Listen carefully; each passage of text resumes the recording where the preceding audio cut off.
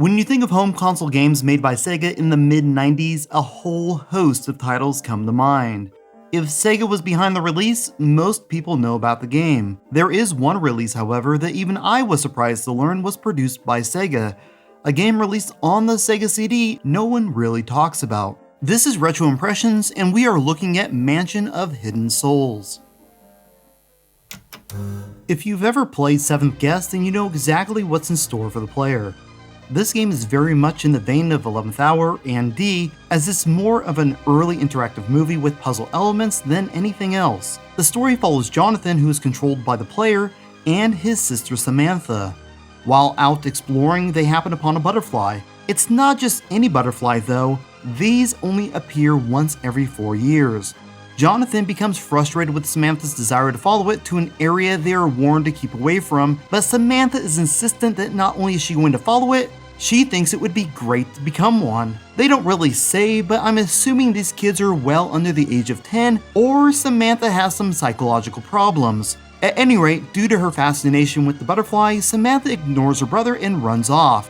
As you chase after Samantha, a large house appears in a field that was previously empty. Jonathan heads in to search for his sister, who he can hear calling out to him from the house. This entire scene plays out at only a handful of frames per second, with some of the worst voice work I've yet to hear in any game that takes itself seriously. Especially during a full moon. You said there was no such thing as ghosts. Besides, I think it would be fun to be a butterfly. This intro is so awful, I considered turning off the game before it even started. Thankfully, only this section and the ending suffer from these problems. Your job once inside is to find your sister. To do this, you must explore the mansion and unlock its secrets via puzzles that in turn open access to previously hidden or locked rooms. The game takes the viewpoint of the brother without really offering any visual aid or attachment to him. It feels like you're more of a hovering drone exploring the mansion than a tangible human. The house itself isn't large and the controls are fairly dated, but well within expectations for this style of game released in the early 90s. Speaking of controls, this game is one of a handful that's Mega Mouse enhanced. Honestly, the control pad is well implemented, but it's nice to have options. Although you pick up and use a number of items throughout the course of the game, a couple of must-know essentials are covered in the manual. The two most important being the diary that allows you to save your progress, and the pocket watch that you pick up near the game's end. Without the manual, the player would have no way of knowing that they only have until midnight to complete the game. The watch shows you that progress at 15-minute intervals, and knowing this really adds to the tension the atmosphere already supplied, and is one of the few uses of time restriction in a game that really makes sense. The house is quite interesting to explore as it contains a number of fascinating rooms inhabited by souls of different humans who have been turned into butterflies. For the most part, these rooms, along with the souls who inhabit them, tell a story onto their own.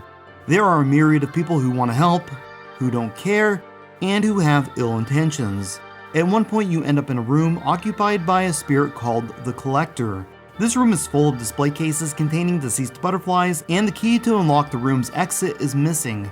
It might not be immediately offsetting, but with the knowledge gained later in game, it draws into question what precisely the Collector's intentions were with you. While my typical review style is to go over these games in depth, I'm going to leave most of this story alone so that those who wish to experience it can.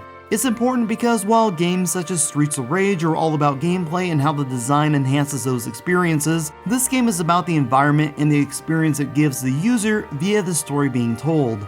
In essence, you can think of this as a precursor to the modern-day walking simulator. While the story can be considered less than average, the package as a whole is well put together, resulting in what I feel is an enjoyable adventure.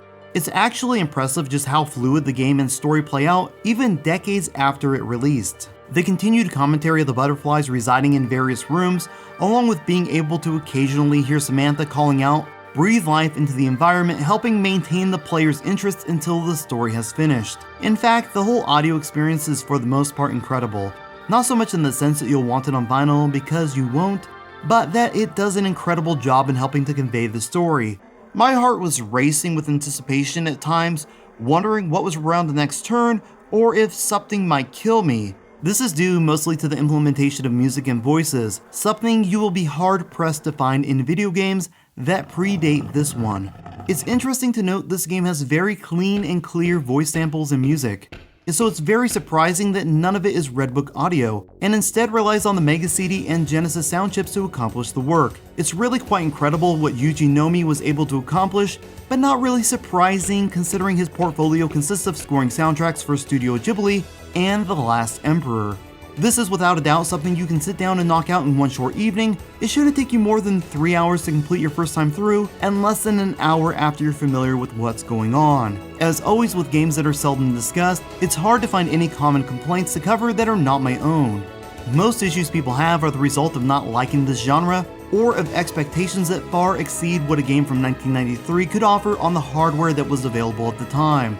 Of course, as I stated in the beginning, the intro and ending are some of the worst I've ever encountered in a game, but it's forgivable being that it doesn't bleed into the game itself. The only other criticism I have is of one particular voice clip of the mansion's owner who's called The Hunter. It's a rather lengthy segment and I couldn't understand a word spoken, making its poor quality stand out in comparison to what I otherwise considered stellar audio work. Hidden Souls. You can call me Hunter. Excuse me for chanting such a word. Don't worry, I'm not going to hurt you.